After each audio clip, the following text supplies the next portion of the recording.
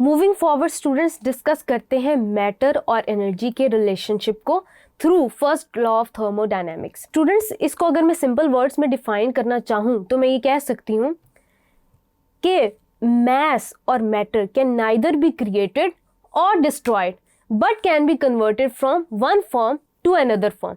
यानी कि हम कभी भी मैटर को खुद क्रिएट नहीं कर सकते बल्कि उसको एक फॉर्म से दूसरी फॉर्म में कन्वर्ट कर सकते हैं। जैसे कि फॉर एग्जांपल आपके पास कोई भी ऑर्गेनिक मैटर है, आप उसको कंबस्ट करते हैं, उसको हीट प्रोवाइड करते हैं, तो उसके अंदर जो मैटर है वो कंबस्ट हो करके यानी कि कंबशन के बाद वो हीट की फॉर्म ले लेगा और एनर्जी रिलीज करेगा। यानी कि मैंने मैटर को एनर्जी में कन्वर्ट कर दिया।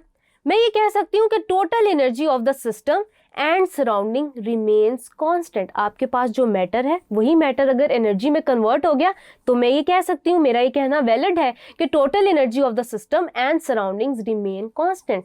फर्स्ट लॉ ऑफ थर्मोडायनेमिक्स को स्टूडेंट्स हम इस तरह भी डिफाइन कर सकते हैं, the total energy of a isolated system remains constant though it may change from one form to another form.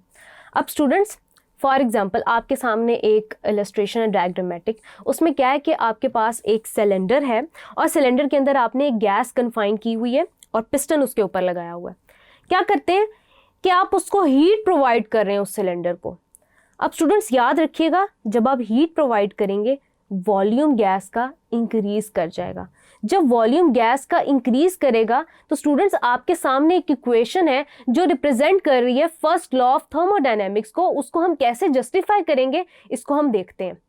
आपके पास वो कह रहे हैं कि change in energy, change in internal energy is equals to the heat absorb by the gas when the heat is provided to it, plus Q का sign आएगा क्योंकि हमने सिस्टम को हीट प्रोवाइड कर दी है, हमने अपनी गैस को हीट प्रोवाइड की है। एज अ रिजल्ट क्या हुआ कि वॉल्यूम इंक्रीज करेगा, इनिशियल से फाइनल स्टेट के अंदर चला जाएगा। यानी कि मैं ये कह सकती हूँ कि the gas has performed a certain amount of work.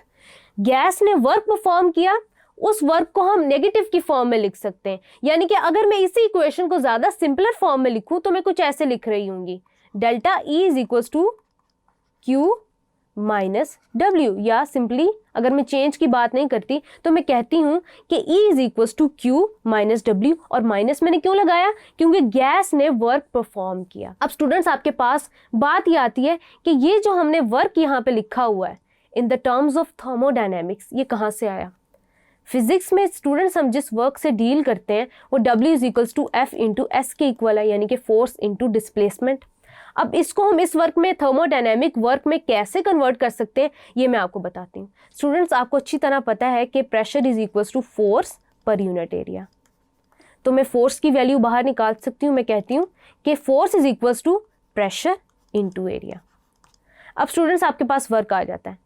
Work आपके पास कहता है, फिजिक्स वर्क कहता है कि फोर्स इनटू डिस्प्लेसमेंट, ये एक स्केलर प्रोडक्ट है।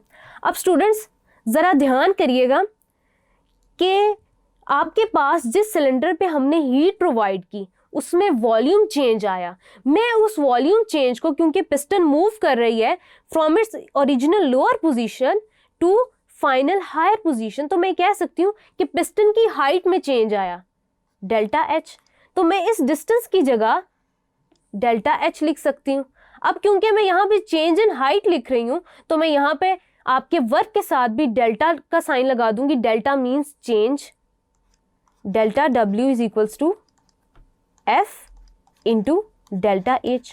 अब जो स्टूडेंट्स मैंने यहाँ पे फोर्स की वैल्यू आइसोलेट की थी वो मैं यहाँ पुट कर दूंगी तो आपके पास कुछ ऐसा एक्सप्रेशन आएगा, delta W is equals to P into A into delta H। अब स्टूडेंट्स जो आपके पास प्रोडक्ट है एरिया की और चेंज इन हाइट की या डिस्प्लेसमेंट की, तो स्टूडेंट्स ये वॉल्यूम के इक्वल होती है। यानी कि A into delta H can be equal to the change in volume into delta V। तो स्टूडेंट्स ये हमारे पास आ जाती है थर्मोडायनेमिक वर्क की डेरिवेशन। स्टूडेंट्स याद रखिएगा, whenever the work is done by the system तो आपके पास इस वर्क की वैल्यू नेगेटिव हो जाएगी, whereas whenever the work is done on the system तो इस वर्क की वैल्यू पॉजिटिव हो जाएगी। इस केस में स्टूडेंट्स आपके पास इस वर्क की वैल्यू जो है वो नेगेटिव है। Delta E is equals to Q plus minus PV।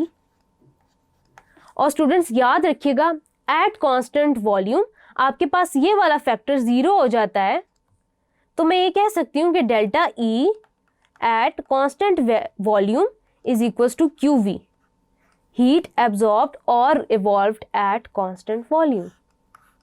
तो ये स्टूडेंट्स आपके पास एक एक्सप्रेशन आया from the equation of first law of thermodynamics.